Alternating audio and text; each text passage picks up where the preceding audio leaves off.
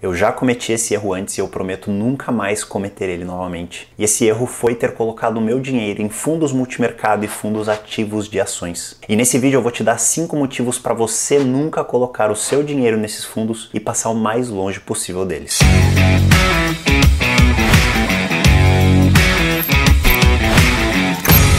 Antes de falar dos motivos que eu não colocarei mais nenhum dólar do meu patrimônio nesses fundos, é importante a gente falar sobre o que são esses fundos e definir bem os diferentes tipos que existem. Que inclusive existem alguns fundos que sim são bons e sim fazem parte da minha estratégia. Um fundo nada mais é do que a união de vários investidores ao redor de um propósito, ao redor de um tipo de investimentos, onde esses investidores dividem tanto os resultados desses investimentos quanto os custos envolvidos neles. Esses investimentos podem ser em um único ativo, em um índice, em diferentes empresas, em uma estratégia específica. Enfim, existem diversos tipos de fundos. Eu vou listar aqui os principais para vocês. Existem os fundos de renda fixa que investem em ativos de renda fixa, existem os fundos de ações que investem em ações, os fundos imobiliários que investem em algum empreendimento imobiliário ou alguma dívida em relação aos imóveis, existem os fundos cambiais que investem em diferentes moedas, existem os fundos de private equity que investem em empresas e projetos que não são negociados publicamente, existem os fundos de índice que simplesmente seguem um índice passivamente, que são os meus favoritos, e existem os fundos multimercado, que têm uma liberdade para adotar qualquer tipo de estratégia e investir em todas essas opções que eu citei anteriormente. E dentre esses grupos de fundos, existe uma outra diferença que é talvez a mais importante de todas, que é a diferença entre os fundos passivos e os fundos ativos. Os fundos passivos, eles simplesmente seguem um índice, eles não têm um grupo de gestores por trás e eles são muito, mas muito mais baratos do que os fundos ativos. Nesses fundos passivos, você sabe que você terá a performance daquele índice que o fundo segue. Já nos fundos ativos, a gente tem uma equipe de profissionais por trás, a gente tem gestores, a gente tem analistas decidindo aonde eles investirão, decidindo quais estratégias eles tomarão e,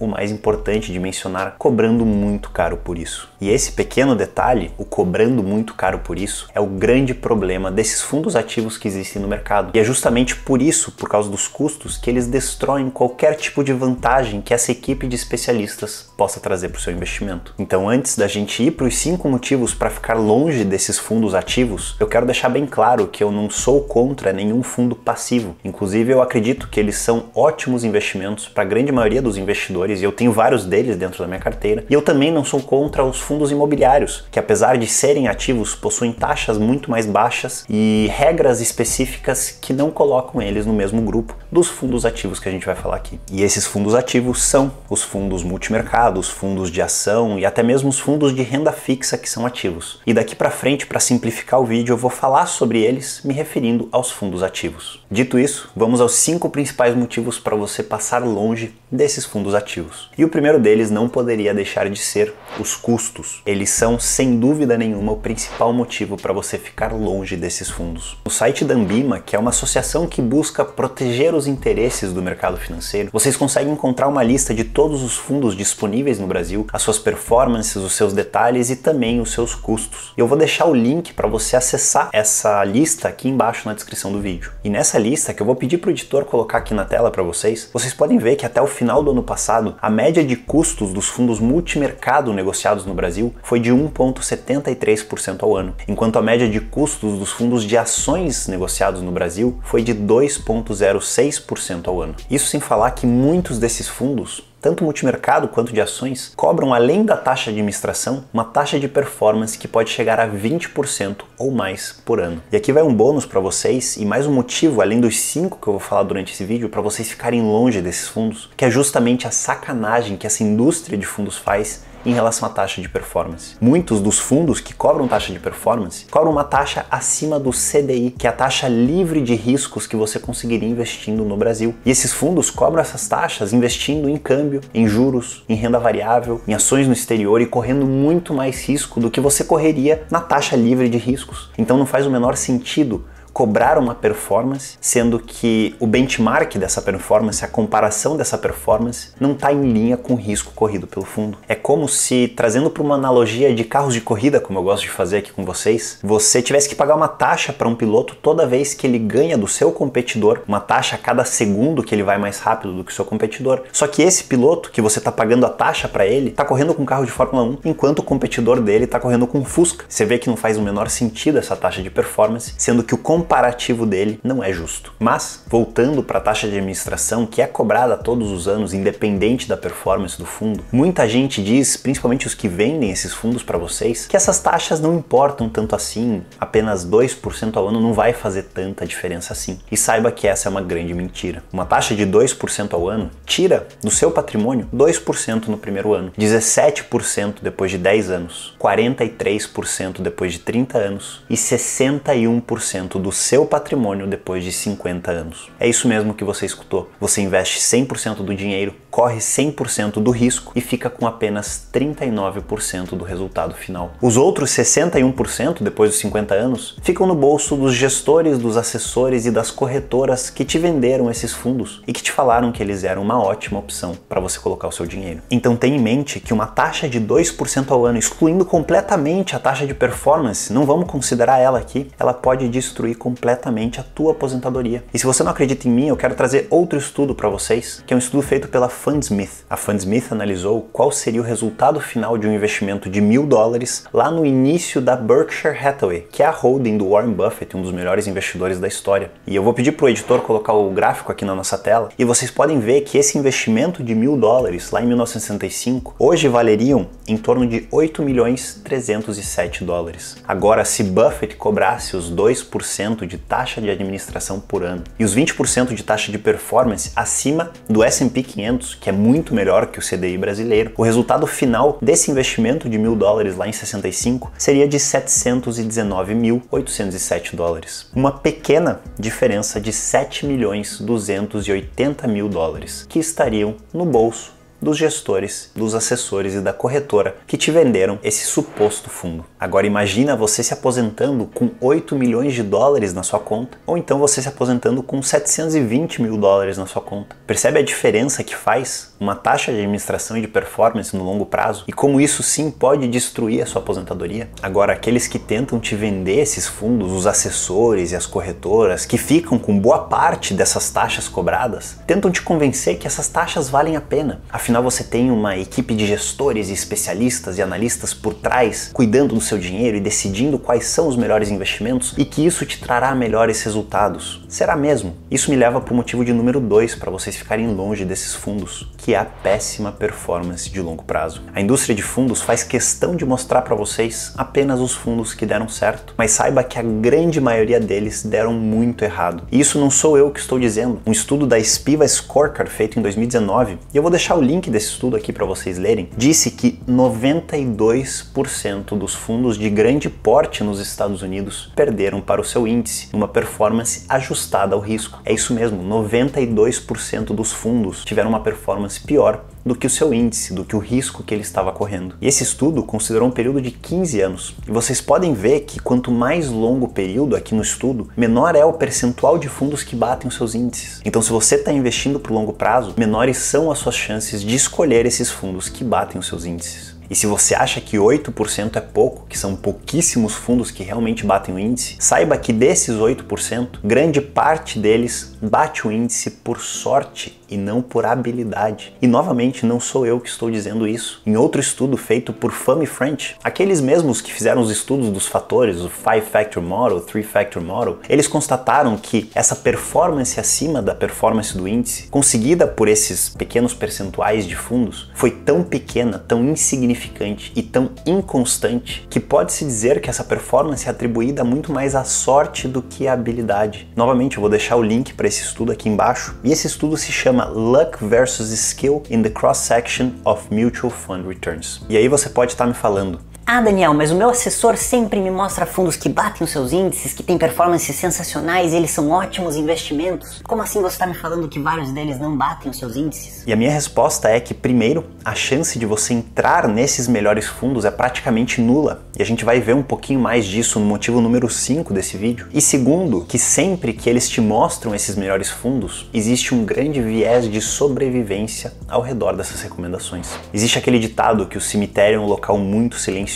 A gente nunca ouve falar dos grandes fracassos. Não existem livros falando sobre os empreendedores que quebraram, não existem filmes falando sobre aquele atleta que passou décadas atrás do seu sonho e nunca ganhou nada. Assim como não existem assessores divulgando fundos que deram errado. Fundos que tiveram performances péssimas, que fazem parte daqueles 92% que não batem o mercado. Toda a indústria financeira que lucra muito com a venda desses fundos ativos que cobram taxas altíssimas, dão ênfase somente àqueles que deram certo. E, voltando àquilo que a gente acabou de falar, a maioria deles que deram certo foi muito por causa de sorte. Então, por estarmos expostos somente aos fundos que deram certo, a gente tende a acreditar que essa performance acima da média, que esses gestores que fazem o nosso dinheiro render mais, são muito mais comuns do que eles realmente são. Entregam performances muito melhores do que a performance real que acaba dentro do seu bolso. E agora eu vou trazer uma versão de um ditado que eu tenho certeza que todos vocês já escutaram da mãe de vocês. Quando a mãe de vocês falava, se aquele teu amigo pular da ponte, você vai pular atrás dele também? E a minha versão é, se eu te apresentar 10 pessoas que pularam de uma ponte e sobreviveram, isso não faz pular de uma ponte uma boa ideia. Assim como se eu te apresentar 10 fundos ativos que bateram os seus índices, isso não faz investir em fundos ativos ser uma boa ideia. Mas, mesmo assim, os fundos ativos sabem que se eles entregarem uma boa performance no curto prazo, nos últimos meses ou anos, eles atrairão mais investidores. Isso me leva para o quarto motivo para você não investir nos fundos ativos, que é o foco na performance de curto prazo. Sabendo que o investidor sem conhecimento e sem acesso a essas informações que eu estou trazendo aqui para vocês, que é infelizmente a maioria dos investidores no Brasil, estão focando apenas na performance de curto prazo, enquanto o fundo rendeu no último ano, ou enquanto o fundo rendeu nos últimos 2 anos, os gestores focam exatamente nisso, em entregar a melhor performance possível no último ano. Uma performance de curto prazo. E aí você pode pensar, nossa, isso é ótimo, é justamente o que eu estou buscando, certo? Errado, isso é péssimo. Um foco numa estratégia de curto prazo, que entrega bons resultados no curto prazo, pode ser um foco totalmente oposto ao foco que vai entregar uma performance boa no longo prazo, em várias décadas, que eu aposto que é para isso que vocês estão investindo. Então definitivamente não faz sentido você colocar o teu dinheiro em uma estratégia de um gestor que está focado nos últimos 12 meses, que está focado nessa performance de curto prazo, mas não está nem aí se o fundo dele vai existir ou não daqui 10, 15, 20 anos. E a maioria deles não sobrevive tanto tempo assim. E antes de ir para o nosso quinto motivo da lista, se você está gostando do conteúdo desse vídeo, eu já te convido a dar um like aqui nele para mostrar para o YouTube que tem conteúdo de qualidade. Além do mais, esse like ajuda muito na nossa divulgação do conteúdo e no alcance que a gente tem dentro do YouTube. E o motivo bônus, antes do quinto motivo que eu prometi para vocês, é justamente não saber o risco que existe dentro de um fundo ativo. Quantas e quantas vezes eu já vi um fundo que deu performances incríveis durante 1, 2, 3, 5 anos, e aí na primeira vez que a sua estratégia estava numa posição equivocada, estava totalmente alavancado, ele trouxe uma performance péssima para os investidores. Mesmo aqueles que entraram lá no começo do fundo e participaram de toda essa alta, acabaram perdendo dinheiro com essa estratégia. Se vocês estavam na indústria de fundos e vocês acompanharam os fundos no ano passado, um fundo que tem o nome de um estado americano que é muito frio foi um ótimo exemplo disso. Entregou performances sensacionais durante diversos anos, mas durante a crise, quando a sua estratégia alavancada deu errado, a performance foi muito, mas muito ruim. E a taxa de administração continuou sendo cobrada. E agora o quinto e último motivo da nossa lista, se é que você ainda não está convencido a nunca mais colocar R$1 nesse tipo de fundo ativo, é um argumento muito utilizado pela indústria dos fundos, que diz que basta você escolher os melhores fundos, basta você fazer um estudo ou contratar alguém que é especialista em escolher os melhores fundos e ver as melhores performances históricas para você realizar um bom investimento. E na verdade, isso não poderia estar mais longe da realidade. E eu digo isso porque, como diz o nosso quinto motivo, quanto maior o fundo é, menores são suas chances de performances boas no longo prazo. Pensa comigo, para um fundo atingir performances acima da performance que o mercado tem, ele precisa ter posições diferentes da que o mercado tem. E a grande maioria das posições que podem entregar essa performance superior, elas são posições que não têm tanta liquidez assim para investimentos de bilhões e bilhões de dólares que esses fundos fazem. Então um fundo, quando ele é muito grande, ele é incapaz de investir em posições que dão uma performance acima da média do índice com peso significativo que realmente vá fazer a diferença na performance do índice. Então qualquer fundo que tenha bilhões e bilhões e bilhões de dólares, com muita dificuldade vai ter uma performance acima do índice. E uma boa analogia para você entender a dificuldade dos grandes fundos entregarem boa performance é você comparar a capacidade que um pequeno barco, um barco de 30, 40 pés, tem de realizar manobras em relação a um transatlântico, em relação a um navio daqueles de 15 andares e centenas de metros de comprimento. Quanto maior é a embarcação, quanto maior é o navio, mais difícil é de manobrar ele. E o mesmo acontece com os fundos de investimento. Quanto maiores são os fundos, mais difícil é de manobrar eles, mais difícil é de aplicar uma estratégia que vá fazer a diferença no longo prazo. E o próprio Warren Buffett já disse isso diversas vezes, que uma das grandes dificuldades que ele tem atualmente para ter uma performance acima do S&P 500, que é o mercado americano, é justamente o tamanho da holding dele, da Berkshire Hathaway, que hoje tem um valor próximo a 650 bilhões de dólares. Um outro gestor famosíssimo, o Peter Lynch, que é detentor de uma das melhores performances de fundos ativos entre 1977 e 1990 com seu fundo Magellan, ele diz em seu livro O Jeito Peter Lynch de Investir que uma das grandes vantagens dos investidores individuais em relação aos gestores profissionais é o tamanho da carteira que eles têm para investir, é a quantidade de dinheiro que eles têm para colocar nos ativos, que eles não têm que se preocupar com a liquidez dos investimentos, não têm que se preocupar em movimentar o preço do mercado, porque o tamanho dos investimentos que esses investidores individuais fazem é muito pequeno para ser capaz de tudo isso. Já os gestores de grandes fundos têm que se preocupar com tudo isso. Isso dificulta ainda mais a sua performance. E voltando ao argumento que eu mencionei aqui no começo desse motivo 5, que basta escolher os fundos que tiveram as melhores performances da última década, adivinha só quais são os maiores fundos do mercado? Sim, exatamente. Os que tiveram as melhores performances da última década. Afinal, os investidores que não têm esse conhecimento e essas informações que eu estou trazendo aqui para vocês, investem justamente nesses fundos que se tornam cada vez maiores e têm cada vez menos chance de entregar uma performance superior para vocês. E os fundos que são ótimos, mas não são gigantescos, são aqueles fundos fechados que você nunca vai conseguir investir. Esses sim entregam uma performance muito boa, mas esquece porque você não tem chance de colocar o seu dinheiro neles. Inclusive, o próprio Peter Lynch, que eu mencionei para vocês, com o seu fundo Magellan, ele entregou uma performance anual de 29% entre 77 e 90. Só que grande parte dessa performance, a maior parte dela veio nos 4 primeiros anos do fundo, quando ninguém conhecia o Peter Lynch, quando ninguém investia no Magellan. E a partir do momento que ele começou a dar performances incríveis, o tamanho do fundo começou a aumentar muito e a performance dele nos anos seguintes foi muito em linha com o que o mercado deu. E se você quer saber mais sobre esse estudo do fundo Magellan do Peter Lynch e como foi essa performance ao longo dos 13 anos, o John Bogle fala muito disso no seu livro O Investidor de Bom Senso, ou Little Book of Common Sense Investing em inglês, uma capa vermelha.